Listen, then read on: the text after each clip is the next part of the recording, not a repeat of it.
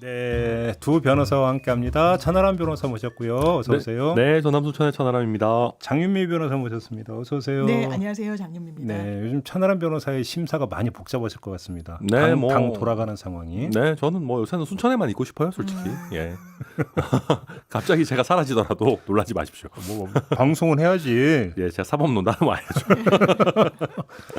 아니 비대위로 가는 걸로 그냥 방향 잡은 거죠, 사실은. 네, 의원총회에서는 그렇게 했다고 하고요. 근데 이거는 좀 그 정치 잡담과 사법논담의 경계선이 있을까 한번 좀 얘기를 했는데 절차적 정당성, 그 결의의 어떤 정당성이 있습니까? 어떻게 봐야 되는 겁니까? 저는 솔직히 없다고 봐요. 그래요? 네, 그러니까 이게 뭐 저는 보면서 아니 우리 당 의원들이 이 민주주의 원리에 대한 기본적인 이해가 있는 건가? 좀 되게 저는 씁쓸하게 봤어요. 그러니까 저도 처음엔 보다가 막 약간 화가 났다가 나중에 헛웃음이 나오더라고요. 네, 한 명밖에 반대를 안 했다, 막 이런 기사 나오고 할 때 이게 말이 돼? 일단 좀 뭐 그래도 이 저의 감상 말고 좀 설명을 좀 드리자면은 그 비상대책위원회라는 거는 말 그대로 당 대표가 원래는 없어졌을 때 하는 거예요. 근데 당 대표가 원래 우리 보면 다 그렇잖아요. 뭐 선거 지고 나서 지도부 총사퇴하겠습니다. 이러고 이제 비대위를 가는 건데. 그러면 지금까지 당대표의 임기가 있고 당대표가 사퇴 안 했는데 비대위가 생긴 전례가 있냐? 없어요.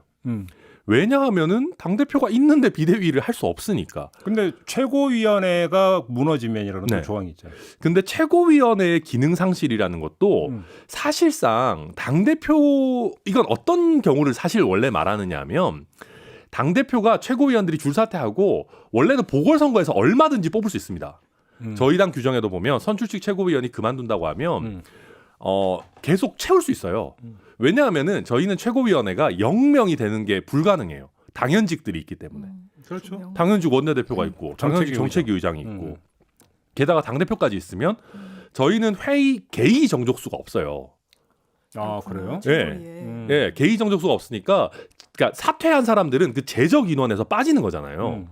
그러면 예를 들면 다 줄사퇴하고 3명만 남아도 이 3명이서 우리는 최고위원 새로 뽑아가지고 계속 할래라고 하면 할 수 있는 구조로 되어 있어요. 왜냐하면은 개의 정족수가 없으니까. 아, 근데 저는 제일 이해가 안 되는 게 네. 기능 상실이라고 하는 게 과반 이상의 최고위원이 사퇴를 한 경우로 해석을 한 거잖아요. 진행 상황을 보면. 그거 진짜 위험한 거예요. 아니 그런데 김재원 최고위원은 이제 뭐 그때 지방선거 때 사퇴를 했으니까 그러면 사퇴 선언을 했던 사람들이 다 사퇴가 된 걸로 가정을 할 때만 기능 상실이 이제 맞아요. 효력이 발생하는 거죠. 근데 사퇴 선언한 최고위원 2명이 들어와서 또 의결을 했다라는 건 이걸 뭐도 이게 지금 말이 되는 얘기입니까? 이거는 거의 저는 민영배급이라고 봐요. 네. 그러니까 진짜로 위장 탈당보다 더 구린 것 같아요. 그러니까 그 민영배 의원은 최소한 형식적으로 탈당을 하긴 했잖아요, 무소속으로. 실제로 했죠. 네, 우리는 뭐 위장 탈당이다 욕은 했지만 실제 뭐 위장 탈당이 갔고. 근데 이게 뭐냐 하면은 기적의 순환 논리예요. 기적의 순환 논리. 최고위원들이 사퇴했으니까 비상 상황이다. 근데 비상 상황이니까 인수인계를 위해서 사퇴한 최고위원들도 의결에는 참여해야 된다. 다시 부활한 거죠. 다시 부활한 거예요. 그래서 이게 기적의 순환 논리이고요. 김용태 최고위원이나 뭐 이준석 대표도 잘 지적했는데 아니 최고위원회가 의결을 할 수 있는데 무슨 비상 상황이에요. 그리고 이게 말이 안 되는 얘기인 게 제가 아까 말씀드렸잖아요. 최고위원회 기능 상실을 저희 그 당 사무처에서도 원래는 전원 사퇴로 해석을 해왔어요. 왜 그러냐면 한 2명만 남아 있어도, 그러니까 예를 들면 당 대표와 원내 대표만 남아 있거나 원내 대표와 정책위 의장만 남아 있어도 그 사람들이 회의해가지고 선출직 최고위원도 뽑으면 되는 거예요. 그러면 최고위의 기능 상실이라는 건 말 그대로 거의 전원 사퇴 내지는 당 대표 하나만 놔두고 전원 사퇴하겠다. 심지어는 보궐선거를 띄웠는데 아무도 지원조차 안 하더라. 당 대표도 꺼져. 그런 정도 되면 최고위 기능 상실이라 할 수 있는데 이게 얼마나 위험한 얘기냐면 앞으로 저희 당에서 좀 불안한 당내 세력별로 없는 당 대표 나오잖아요. 최고위원들이 예를 들면 막 줄사퇴해. 옛날에 홍준표 대표가 그래서 물러나준 적이 있어요. 그렇게 되면 당대표가 항상 취약해지는 거고, 제가 아까도 저 민주주의 원리 너무 또 화가 나가지고 말씀드렸는데 저희 당의 혁신이 지금 하잖아요. 하는 과제 중에 하나가 당원의 권리를 더 실질화하고 늘리자. 막 맨날 나오는 민주당도 항상 나오는 얘기. 당원 뭐 원칙이니까. 네. 당의 주인은 당원이다. 개뿔 무슨 개뿔 제가 요즘 자주 나와요. 많이 쓰세요. 자, 당의 주인이 당원이라는 거는 실제 사실이기도 하고 법에서도 그렇게 정해져 있어요. 근데 당원들이 뽑은 당 대표를 전당대회라는 최고 기구가 있잖아요. 그 전체 당원이 참여할 수 있는 여기보다 하위 기구잖아요. 의총이라는 거는. 그렇죠. 네, 또 그거보다 하위 기구 하위인지 모르겠지만 의총이랑 비슷한 급이 전국위원회잖아요. 아니 우리 민주주의의 기본 원리가 그거잖아요. 높은 수준의 민주적 정당성을 가지는 사람을 그 하위 기관에서 어떻게 바꿉니까? 상식 아니에요 이게. 아 이거 마치 뭐 그런 거잖아요. 국민 투표로 당선된 대통령을 국회에서 나가라 그것만으로 되진 않잖아요. 예, 뭐 비슷한 얘기인데 이거저거 다 떠나서 이준석 이해를 대표가 효력정지 가처분 신청을 낼 거라고 보고 내면 무조건 이긴다고 보세요? 어떻게? 저는 일단 내가 이준석이라면 낸다. 음. 윤리위가 나왔을 때도 가처분을 한번 해볼 수 있다라는 언론 전망이 나왔지만 결국에는 그 카드를 선택하진 않았습니다. 네. 왜냐하면 그때는 윤리라고 형식적으로 요건을 갖춰서 징계를 할 수 있는 권한을 부여받은 어떤 집단체가 있었고 거기에 따라서 어떤 프로세스를 걸쳐서 했다. 이거를 다투고 징계 권한도 없다. 왜 형사 이 마무리가 되기 전에 섣불리 내느냐. 이거는 좀 법리적으로는 관철시키기 어려운 논리였던 건 분명해 보이거든요. 지금은 상황이 달라졌다고 봅니다. 일단 지금 비대위 체제를 구성하는 것. 제가 이준석 대표라면요. 지금 전국 상임위원회 이걸 개최하겠다고 하는데 이 개최 금지 가처분부터 낼 겁니다. 왜냐하면 여기에 이르게 된 그 경과. 당대표가 거리되거나 최고위원회가 기능을 할 수 없을 때라는 이 두 가지 요건. 거리에 대해서는 이미 당대표가 징계를 받았을 때 이거 거리 상황이 아니다. 사고 상황이다라고 당 사무처뿐만 아니라 권성동 직무대행도 마침표를 찍어줬고 그럼 최고위가 기능을 상실한 상황인가? 기능 상실을 스스로 초래를 해놨어요. 사퇴를 하면서 기능이 상실됐으니 우리는 비대위 체제로 가겠다. 이거는 좀 법리상 맞지 않는 부분이 있고 아까 짚어주신 대로 그러면서 사직선 내지도 않았습니다. 사퇴선은 내지 않고 의결하는데 본인들 원하는 결과가 도출되도록 의결엔 참여하고 이거는 모든 지점마다 이 프로세스를 제대로 지키지 않았다는 거고 가처분의 요건은 그렇습니다. 당사자 지위가 있어야 되고 당대표 지금 굉장히 곤혹스러워졌고 자기가 돌아갈 수 있는 공간이 사라지니까 당연히 다툴 수 있는 요건이 되죠. 회복할 수 없는 손해라는 게 있어야 됩니다. 이준석 대표로서는요. 이 국면을 그냥 흘려보내면 본인은 정치적인 낭인이 될 수도 있는 거예요. 그렇다면 여기 이 지점에 이 상황에 와서는 가처분, 이 징계 직후보다는 승소율도 더 높아 보이는 이 시점에 그 선택을 안 한다? 저는 그러긴 어려울 거라고 봅니다. 그 이해권께서 어떻게 파악하고 계십니까? 사실 이해관 전혀 아닙니다만은 저도 할 가능성이 꽤 있다고 보고요. 그리고 승소 가능성도 저도 말씀하신 것처럼 꽤 높다고 봐요. 이거는 어떤 그러니까 기본적인 얼개에 관한 문제거든요. 근데 그러면 예. 가처분 신청해서 법원이 받아들였다고 가정을 해보죠. 네. 그럼 당은 어떻게 됩니까? 그러면 당은 아무것도 못 움직이는 겁니다. 그러니까 말 그대로 모든 게 올스톱 돼버리고 예. 아무 선택도 못하는 거죠. 대신에 그러니까 권성동 직무대행 체제를 유지하면서 네. 할 수 있는 것들이 있어요. 제가 웃기는 거 올스톱이 아니에요. 생각해 보니까 제가 말을 좀 잘못했네. 원내대표만 바꾸면 됩니다. 그러니까 왜냐하면 제가 이걸 보면서 좀 코웃음이 많이 나왔었는데 여러 코웃음 나온 장면 중에 하나가 이준석 축출을 위한 게 아니다 이런 얘기를 당내에서 많이 했어요. 이준석 축출이 아니라면 굳이 이렇게 할 이유가 없는 게요. 맞아요. 원내대표만 바꾸면 원내대표가 직무대행이잖아요. 그렇죠. 예를 들면 지금 정진석, 주호영, 조경태 등등등 이름 나오잖아요. 그 사람을 원내대표로 세우면 그 사람이 원내대표하고 새로 꾸리면 돼요, 지도부. 논리는 그거던데 원내대표와 대표 직무대행 두 일을 하는 게 너무 경무이기 때문에 뭔 경무예요, 그게. 논리는 그거잖아. 그렇게 하면 예를 들면 원내 수석 부대표의 권한을 좀 더 강화하고 네. 이렇게 할 수 있는 거예요. 얼마든지 네. 투톱 체제를 만들 수 있는데 네. 이렇게 하려는 거는 이준석 대표 체제를 완전히 끝내겠다라는 의도가 없다면 굳이 비대위를 고민할 필요가 없고 어차피 엎질러진 물이니까 깨끗이 오네. 네, 비대위 하지 마라라고 법원에서 결정이 나오면 원내대표 바꾸고 이렇게 오히려 그 최고위원들 새롭게 좀 구성해가지고 당 일신하면 되는 거예요. 사실은. 대신에 그렇게 되면 이준석 대표의 민주적 정당성은 건드리지 못하게 되는 거죠. 돌아올 수 있게 해놓는 거고. 제가 아까 말씀드렸지만 이거의 근본은 윤리위 결정이 나왔을 때 제가 그런 얘기 많이 했어요. 차라리 그냥 1년을 때리든지 제명을 때리든지 했었어야지 6개월이 뭐냐. 당에 혼란이 더 나올 거다. 딱 그 모양이거든요. 그럼 징계가 6개월인데 비대위 전환은 말 그대로 제명 아니 내지는 당대표직 상실의 효력을 주는 거잖아요. 그렇죠. 그 자체가 사실은 굉장히 위법한 거예요. 예. 그러니까 이 위법 논란을 초래해 가면서까지 왜 이러는지 저는 이해를 근데 못해요. 저는 그냥 국민의힘 제가 관계자는 아니고 이제 외부자인데 가장 근본적인 물음은 이게 이렇게 막 경랑 속에 휩싸이게 된 그 최초 시발점 발화점이 그 문자였잖아요. 그렇다면 이 문자에서 대통령이 내부 총질이라고 말한 대통령이 문제인지 이게 우연히 아마 이거는 그 해당 기자 말에 따르더라도 인터뷰를 보더라도 2, 3초 딱 열었을 때 포착을 했다라는 거니까 이게 우연히 걸린 권성동 대표의 문제인지 이게 당이 수습할 문제인가요? 이게 대통령이 주워 담아야 되고 사과하고 국민께 설명해야 되는 문제 근본적으로는 아닌가 이런 생각이 들더라고요. 뭐 저도 그런 의견에 동의하고 뭐 갑자기 저희끼리 티키타카를 하고 있는데 근데 대통령이 그거에 대해서 사과하는 순간에 이준석 대표의 입지가 공고해지죠. 그렇죠. 그걸 원하진 않으니까. 그리고 제가 진짜 이 사태를 보면서 너무 웃겼다고 생각하는 게요. 권성동 원내대표가 원내대표직 유지하겠다고 그랬잖아요. 그것도 의원총회에서 맞지 그 않나요? 오케이 해준 거잖아요. 저는 우리 의원들이 도대체 이게 무슨 생각인가. 아니 권성동 원내대표의 탓이 없지 않잖아요. 어떤 의미에서든. 당연히 제일 큰 아유 뭐 그러니까 고의든 아니든 노출시킨 죄가 있죠. 죄가 있죠. 문제가 있는 거 잘못은 아니에요. 있죠. 뭐 리더십이 손상됐다면서요. 당에서도. 근데 원내대표를 하면 비대위원회가 꾸려져도 다시 들어와요. 원내대표 자격으로. 당연직으로 비대위원이 되는 거예요. 네. 아니 그러면 아무 잘못 없는 나는 최고위원회 계속 하고 싶어. 임기도 남아있어요. 심지어. 민주적으로 선출도 됐어.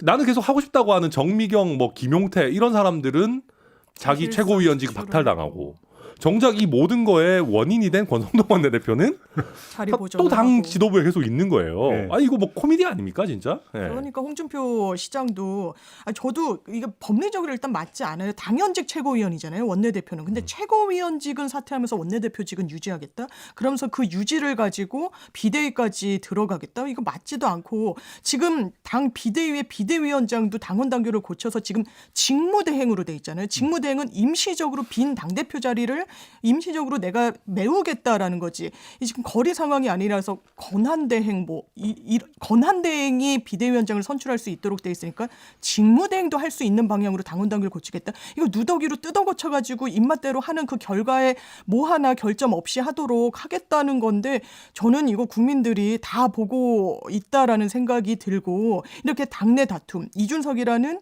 이 당 대표의 이 대통령의 어떤 아주 언짢은 마음이 이렇게 얹어지면서 이런 국면으로 흘러가는 거 저 지지율에 전혀 도움 안 된다고 생각합니다. 이게 우리가 수준 높은 사법 논담이니까 저도 조금 얘기를 하자면은 지금 저희 당에서 당원 당규를 바꿔서 직무대행도 비대위원장을 선임할 수 있도록 하겠다라고 하잖아요. 이게 단순히 당원 당규에 그냥 그 문자만 직무대행을 넣는다고 해서 해결될 문제가 아니에요. 이거는 굉장히 아까 말씀드렸던 민주주의 원리와도 연결이 되는 거예요. 그러니까 이준석이라는 인물에 대한 비호감도가 당내에서 너무 높아서 지금 다들 이성을 상실한 것 같은데 이준석이라는 사람을 빼고 이거 우리가 늘 규정을 만들 때는 항상 일반론을 생각을 해야 되잖아요. 그러면 당대표가 권리가 아니라 사고인 상태의 대표적인 예가 뭐냐 하면 보통 입원입니다. 그렇죠. 네. 아플 때 국정에 있어서든 뭐 아니면 이런 어떤 그 선출직인 사람이 사고 상태다라고 하는 거는 주로 우리가 교과서에서 예를 대표적으로 드는 게 입원, 장기의 해외 출장 뭐 이런 것들이에요. 그러면 예를 들면 당대표가 임기가 남아있는 당대표가 좀 꽤 장기에 입원을 했다. 근데 뭐 그 사람이 도의적인 정무적인 책임을 느껴서 사퇴해주면 좋은데 아니면 사퇴 안 한다. 그럴 때 직무대행이 자기 마음대로 당대표의 동의도 없이 당대표 이제 당신 임기 끝났어. 우리 비대위원회 띄울 거야. 라는 게 가능하다는 얘기예요. 형식 논리상으로 그렇죠. 직무대행이 가능하다라고 그럴 수 있죠. 비대위를 띄울 수 있다라는 얘기는 아니면 당대표가 장기에 해외 출장 가 있는데 당대표의 동의도 없이 직무대행이 우리 비대위 띄울래. 아니 이게 말이 되는 얘기입니까? 그렇기 때문에 우리가 어떤 형태의 그 어떤 회칙이 됐던 뭐 헌법이 됐든 아니면 저희 당헌이 됐든 당대표가 없어져서 권한대행인 경우에 새로운 지도부를 꾸릴 수 있는 권한을 주는 거거든요. 그러니까 민주적 정당성이 남아있는 기존 대표성 있는 사람이 있는데 그걸 마음대로 직무대행이 바꾸겠다? 이거는 민주주의 원리, 선출직의 원리 같은 거에 대한 고민이 너무 없는 거예요. 그러니까 지금 쭉 두 분이 말씀하셨는데 법리적으로는 도저히 이해가 안 되고 납득이 안 되죠. 네. 이해할 수 있는 방법은 딱 하나 있어요. 법리를 버리고요. 힘을 선택하면 돼요. 제가 그래서 저희 당이 망하는 길로 가고 있다. 왜 그러냐면 이게 바로 위선입니다. 저는 정치라는 게요. 정답이 없다고 생각합니다. 민주당이 하는 말이 옳을 때도 있고 저희가 하는 말이 옳을 때도 있어요. 당연히. 정책적인 거든 스탠스든 이념이든 다. 근데 국민들이 정당에게 등을 돌리는 가장 결정적인 원인은 위선을 보여줄 때거든요. 저희 당 보십시오. 뭐 말만 하면은 뭐 준법, 법치주의, 원칙, 상식, 공정. 이게 무슨 법치주의예요? 이게 무슨 준법입니까? 그러니까 민주당이 망할 때가 그럴 때잖아요. 예를 들면 우리는 서민을 위한 정당이다. 뭐 임대차 3법을 해가지고 우리 임대차를 정상화시켰다 하는데 뭐 어떤 의원은 갑자기 막 그 법 만들기 전에 확 올려버리고 LH 사태 때 막 투기한 거 드러나고 이런 위선일 때 국민들이 돈을 돌리는 거거든요. 정책의 뭐 옳고 그름 이런 맞아요. 것보다도 그거야 서로 토론해서 맞춰가면 되는 건데. 근데 우리 당이 이 어떤 제대로 된 보수 정당이 아니라 힘만 쫓아가고 권력에 순응하고 양지만 쫓아다니는 권력 집단이다라고 하는 이 특성이 여기서 너무 보여지는 거예요. 네. 그러니까 저 굉장히 안타깝게 생각합니다. 네. 이 정도로 마무리하겠습니다. 네. 아무튼 우리 천하람 변호사가 오늘 열변을 토해 주셨는데 너무 혁신위원회는 지금 가동은 되고 있죠. 오늘도 회의해요. 그래도 다행이네요. 혁신 과제 확실하게 생겼네. 저 진짜 있어요. 저희 이 모든 사태와 관련해서 저도 혁신 안 냈어요. 그래서 이게 혁신 대상 아니에요? 오늘 저 얘기한 게? 실제로 냈어요. 네. 아, 냈어요? 잘 됐으면 예. 좋겠어요. 알겠습니다. 혁신위가 어떤 목소리냐 한번 좀 볼게요. 네, 뭐 해산 당할 것 같아요. 곧 일어나. 아니, 잘 됐네요. 그렇게 보시는구나. 네, 알겠습니다. 농담입니다. 네, 열심히 해야죠. 어제 그 말도 많고 탈도 많았던 경찰국이 일단 출범을 했어요. 이제 끝난 겁니까? 어떻게 보세요, 두 분은? 아마 저는 이런 거야말로 권한쟁의 심판 대상이라고 생각해요. 이 어쨌든 행정권을 남용해서 짧게 뭐 여러 차례 말씀드리지만 이게 정부조직법에 원래 제가 그 연혁을 다 봤어요. 이 정부조직법의 연혁 90년도인가 91년도 전까지는요 행정안전부 장관 그때는 뭐 내무부 장관이라고 칭했는데 거기에 치안 사무를 넣어놨었습니다. 아주 명시적으로. 내무부 안에 치안본부가 그렇죠. 있었죠. 예, 그리고 치안 사무라고 정확하게 적혀 있고, 그러니까 경찰을 직접 직할 통제할 수 있는 법적 근거를 마련해놨는데 그걸 뺀 거예요. 왜 뺐냐? 여러 뭐 과거에 대한 이런 반성이 있었던 거죠. 그러면서 경찰청법이라는 게 91년도에 신설이 됩니다. 이거는요 경찰국이라고 행정안전부 장관이 전 모르겠습니다. 필요성이 있을 수도 있죠. 비대해지는 경찰의 수사력 견제할 필요 저 공감합니다. 다만 최소한 이 방식은 아니다. 밑에 시행령을 뜯어 고쳐서 하는 이거는 바로 법치주의에 반하는 거다. 이 정부가 정말 법주의 출신으로 법과 원칙을 강조했다면 최소한 이런 방식으로 국정 운영을 해서는 안 된다. 이거는 법적으로도 다퉈야 된다. 저는 뭐 국회와 관련해서 뭐 날치기 통과다, 검수완박이다, 권한쟁의 심판 간 부분 다툴 수 있는 여지 있다고 봅니다. 그렇지만 그 사안보다 이번 행정안전부 장관의 직할 체제로 가져간 이 부분이 권한쟁의 심판으로 헌법재판소에 갈 경우에 인용이 더 될 가능성이 높다라고 저 개인적으로 생각합니다. 지금 장 변호사님 말씀하신 거는 저는 사실은 정무적인 논쟁의 대상이라고 생각합니다. 그러니까 저희가 우리 이런 얘기를 한 적이 있었는데 법의 취지에 안 맞게 시행령이 만들어졌다라는 얘기가 나오는 순간 저는 권한쟁의 심판 내는 쪽이 집니다. 왜요? 왜냐하면은 취지라는 거는 사실 굉장히 주관적인 개념입니다. 그러니까 보통 권한쟁의 심판이 법과 시행령이 부딪혀서 이긴다라고 하는 게 성립되려면 법의 명시적인 문헌에 반해야 됩니다. 근데 제가 이번 경찰국 신설 논란을 쭉 봤는데 법의 명시적인 규정에 반하지 않고 사실은 법에 이미 있는 행정안전부 장관의 권한 범위 내에서 만들어져 있어요. 그러니까 정부가 그래도 저희 당보다는 낫습니다. 그러니까 이게 뭐 딱 봐도 말이 안 되는 것 같은 거는 그래도 하지 않아요. 정부는 범죄처도 있고 그러기 때문에. 제가 조금만 덧붙이자면 이게 법문에 맞아요. 이게 법문을 해석하는 판례에 정형화된 그 설시가 있습니다.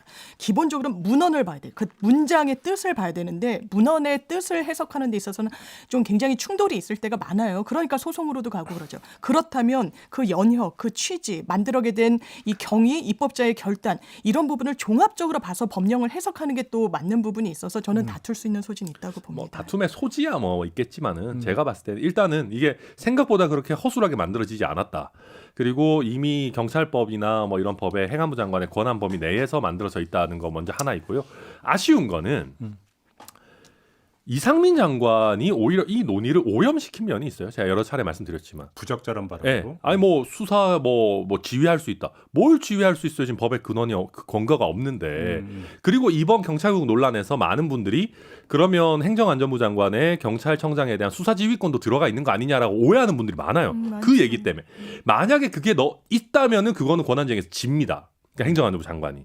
근데 그게 없어요. 예. 당연히 뭐 그거는 법에 있어야 되는 거니까. 네. 알겠습니다. 이거 우리 이제 여러 번 토론을 했으니까 네. 이 정도로 좀 정리를 하고요. 김경수 전 경남지사가 예. 가석방 대상에서 제외가 됐다고 그래요. 요건에 지금 그 요건을 충족하지 못했다. 이런 판단했다는데 이거 어떻게 보세요? 그래서 오히려 사면 대상이 되는 거 아니야? 또 이런 해석도 있던데 어떻게 보십니까, 두 분은? 저는 정무적으로 봤을 때 이건 뭐 상임 사면 여부는 정무적인 거니까 대통령이 결단하실 문제지만 저는 안 할 가능성이 높다고 봅니다. 왜요? 왜냐하면 지금 대통령의 여론조사를 봤을 때 매우 잘못함이 진짜 높아요. 맞아요. 50%. 예. 근데 그분들이 만약에 김경수 지사를 사면한다고 해서 돌아올까? 저는 솔직히 회의적으로 봅니다. 예, 민주당 지지층이나 아니면 뭐 이런 분들이 그분들이 뭐 김경수 지사 한 분 뭐 사면한다고 해서 갑자기 윤석열 대통령 잘함. 그러지는 않겠죠. 저는 그럴 일은 없다고 보고요. 중도층이 이제 뭐 움직이느냐 마느냐. 약간 근데 저는 중도층이 그렇게 움직일 만한 이슈는 솔직히 아니라고 봐요. 그러면 오히려 이걸 했을 때 저는 국민의힘 지지층에서 아니 도대체 왜 김경수 지사를 왜 풀어줘? 그리고 이게 뭔가 그리고 이명박 대통령 전 대통령의 사면이 이런 식의 정치적인 어떤 거래 대상이야? 라고 하는 반감이 오히려 더 생길 수 있다고 봐서 저는 제가 뭐 국민의힘에 몸담고 있어서 그런지 모르겠지만 했을 때 별로 저는 그 지지율에 도움이 안 될 것 같아요. 오히려 근데 민주당 같은 경우는 여야 균형을 맞춰야 되는 거 아니냐 이렇게 해서 그렇죠. 사면해야 된다 이렇게 주장을 하던데. 그건 민주당 생각인데, 그러니까 제가 그렇게 했을 때 과연 정치적인 득실을 놓고 봤을 때 그 득이 엄청 큰가? 저는 잘 모르겠어요. 저는 대통령이 정치적 득실보다는 저는 이 기사를 들었을 때 이명박 전 대통령에 대한 사면의 어떤 결심을 굳혔구나라고 생각했습니다. 왜냐하면 가석방은 대통령의 결단은 최소한 아니에요. 정치적인 맞아요, 어떤 맞아요. 결단이 아니기 맞아요. 때문에 예.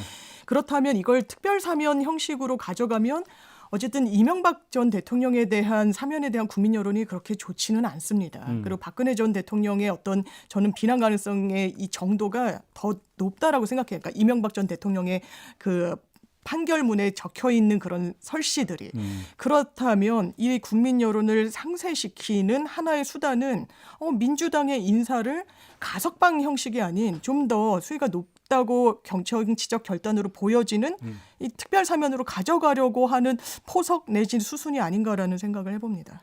근데 정무적 이야기를 했으니까 조금만 더 들어가면 차기 관리 측면도 있잖아요.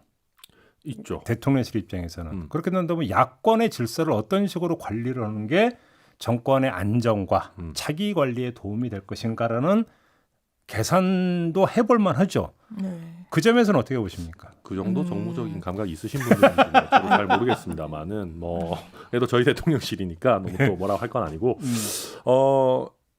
저 뭐 나름대로 야권을 흔들 수 있는 카드죠. 쉽게 하면 이제 이런 그림이잖아요. 어차피 지금 현재 야권 구도에서는 이재명 의원에 필적할 만한 정적 네. 라이벌이 없고 그렇죠. 근데 만약에 김경수 전 지사가 사면이 돼서 정치 활동을 할 수가 있다면 그렇죠. 친문의 구심점이 되면서 지금 흩어지고 있는 친문을 다시 모을 수 있고 그러면 야권 안에서 이재명 의원의 강력한 대항마가 형성이 되기 때문에 네. 그러니까 이런 그림으로 이제 언론이 그럴 묘사를 수 하고 있는 게 그런 거잖아요. 충분히 저는 가능한 시나리오라고 봅니다. 일단 뭐 여러 가지 여론조사 지표를 하면 뭐 차기 뭐 당 대표뿐만 아니라 대선 주자에서도 너무 압도적으로 이재명이라는 이 정치인이 있죠. 그리고 뭐 친문, 뭐 친이 아직까지도 이런 좀 잔열이 남아 있는 그런 상황 속에서 이 상황을 이게 적진을 뭐랄까요, 뭐 교란시키거나 분열시키는 것만큼 좋은 전략은 없다라고도 하는데 김경수라는 왜냐하면 이전에 민주당에서 전당대회를 할 때 친문 인사들이 출마를 좀 이렇게 좀 저했던 이유 중에 하나가 김경수 지사가 나올 수도 있단다. 이 판결이 그때 나오기가 전이었거든요. 이게 선철받아서 나오면 우리가 좀 이 선에서 김경수를 백업하는 형태로 가자라고. 왜냐하면 굉장히 상징적인 인물이기 때문이에요. 그런데 정치 전면에 등장하게 된다라고 하면 민주당은 또 많은 뭐 이렇게 이야기들이 나오게 되겠죠. 제가 만약에 이걸 담당하는 대통령실의 정무 뭐 한 사람이면은 저는 그런 이유에서 더 안 할 것 같아요. 왜냐하면 제가 봤을 때 그렇게 해서 민주당이 정말 분당 정도까지 간다라고 그렇죠, 하면 그렇죠. 모를까. 저는 예. 그럴 가능성 없다고 보거든요. 김경수 지사가 그런 극단적인 분도 아니고 그러면 라이벌이 생긴다는 거는 역설적으로 민주당을 더 건강하게 해주는 겁니다. 그런 면도 있죠. 예, 오히려 뭐 내부에 지금 뭐 되게 애매하잖아요. 민주당 약간 지리멸렬하잖아요. 이재명 의원 빼고는 그게 저희 입장에서 오히려 더 좋아요. 예, 왜 그렇게 저는 그럴 이유는 없다고 생각합니다. 알겠습니다. 하나만 더 짚고 마무리하죠. 정경심 교수 있잖아요. 네. 허리 디스크 파열로 지금 형 집행정지를 신청을 했다고 합니다. 이게 물론 이제 그 예우를 봐야 되는 건데 상황이 어느 정도인지 어떻게 해야 된다고 생각하세요? 저는 형 집행정지 제가 이게 수행했던 사건에서 수감이 됐는데 형 집행정지를 해본 적은 없고요. 왜냐하면 의뢰 안 될 거라고 생각을 잘 안 하는 부분이 있는 해줘요. 거예요. 제 주변에 형 집행정지가 됐다라고 이게 받아들여져서 본인 의뢰인이 나왔다라고 하는 변호사들 이야기를 들어보면 진짜 거의 정신을 잃을 정도로 아픈 그리고 말기 암 정도 이 정도여야 형 집행정지가 좀 받아들여지긴 하더라고요. 근데 이명박 전 네. 대통령 집행정지 받았죠. 좀 대단히 이례적인 거는 맞는 것 높으신 같아요. 분도 빼고요. 네, 예. 또 예. 고령인 측면이 있어도 근데 디스크 파열이면 거의 그 거동을 못하는 운신을 수준 못한다는 아닙니까? 거죠. 그렇다면 저는 이 정도는 사실 이게 정치적인 뭐 이런 걸 다 떠나서요. 뭐 그 최유라 씨인가 뭐 한마디 했던데 정유라. 정유라 예. 최유라 씨 연예인 아닙니까? 죄송합니다. 저는 이렇게 감정적으로 할 게 아니라 일단 인권의 문제인 거잖아요.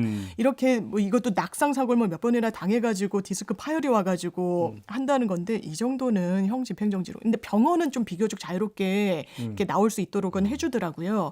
근데 형 집행정지까지 간다면 이게 또 의료진이 판단을 하고 이러는 문제이기 때문에 이걸 정치적으로 조국의 전 장관의 부인이기 때문에 이걸 뭐 봐주는 거 아니냐 이렇게 접근할 사안은 아닌 것 같습니다. 예, 방금 조국 장관의 전 부인이라고 하시는 아니에요. 위험한 전- 발언이 나오시는 거 이제 걱정하고 조국 전 장관의 부인.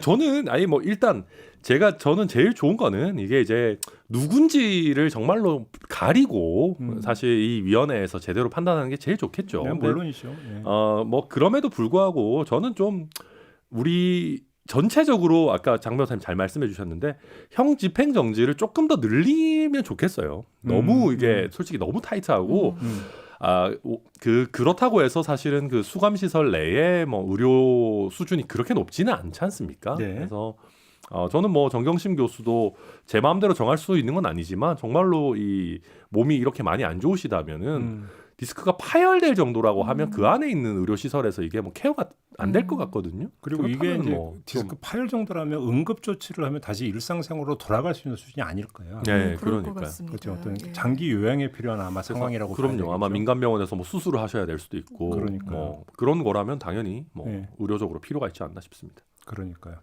그래서 어떤 이제 결정을 내릴지 요건 일단 아무래도 이제 지금 이제 몸 상태 이게 이제 가장 기본적인 어떤 그 점검 사항이 돼야 되니까 뭐 저희가 이제 거기까지는 모르고 이제 추정이니까. 그럼요. 네.